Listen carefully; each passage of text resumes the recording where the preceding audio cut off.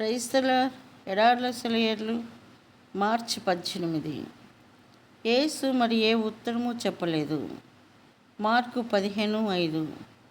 రక్షకుడు తన మీద అతి నికృష్టంగా నేరారోపణ చేసే మనుషులకి ఏ జవాబు ఇవ్వకపోవడం ఈ దృశ్యం కంటే హృద్యమైన దృశ్యం బైబిల్లో మరోటి లేదు. తన దివ్యశక్తితో ఒక్క మాటతో వాళ్ళందరినీ తన పాదాల దగ్గర సాష్టాంగపడేలా చేయగల సమర్థుడే ఆయన. అయినా వాళ్ళ ఇష్టం వచ్చింది వాళ్ళని చేయనిచ్చాడు. దేవుని పరిశుద్ధ గొర్రెపిల్ల తన నెమ్మదిలో నిలకడలో ఉన్న శక్తిని ప్రదర్శించాడు. నిలకడగా ఉండడంలో శక్తి ఉంది. అది దేవుడు మనలో పనిచేసేలా చేస్తుంది. మనం తొణకకుండా ఉండేలా సహాయపడుతుంది. అన్ని తాపత్రయాల నుండి, స్వార్థాపేక్షల నుండి బయటపడేస్తుంది. అది జ్ఞానాన్ని, ముందు చూపుని మనలో ఉంచుతుంది. మనకి తగిలిన గాయానికి దేవుడే కారణం చూపించేలా చేస్తుంది. ఆయనకున్న తిరుగులేని నమ్మకమైన ప్రేమను కనుపరుస్తుంది. ఎన్నోసార్లు దేవుణ్ణి ప్రక్కకి నెట్టి మనం జోక్యం కలుగ చేసుకుంటూ ఉంటాము. మనల్ని మనమే చూస్తాము. దేవా, ఈ మౌన బలాన్ని మాకు అనుగ్రహించు, జయించే ఆత్మని దయచేయి.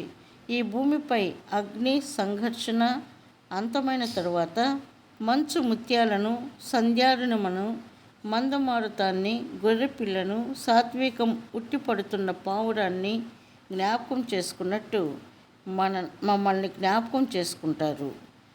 యేసు ఒంటరిగా నిలిచిన రోజు, మనుషులు పాషాణ హృదయులైన రోజు, దురిత విమోచన జరిగిన రోజు, ఆ రోజు యేసు మౌనంగా ఉన్న రోజు, దొంగ సాక్ష్యాలు పలికిన రోజు, పెడరెక్కలు విడిచి కట్టిన రోజు, రారాజా శుభమని అపహసించిన రోజు, ఆ రోజు యేసు మౌనంగా ఉన్న రోజు, ఆయనపై ఉమిసిన రోజు, యెరూషలేమంతా ఈడ్చుకు వెళ్ళిన రోజు, అవమానములే చేసిన రోజు, ఆ రోజు యేసు మౌనంగా ఉన్న రోజు.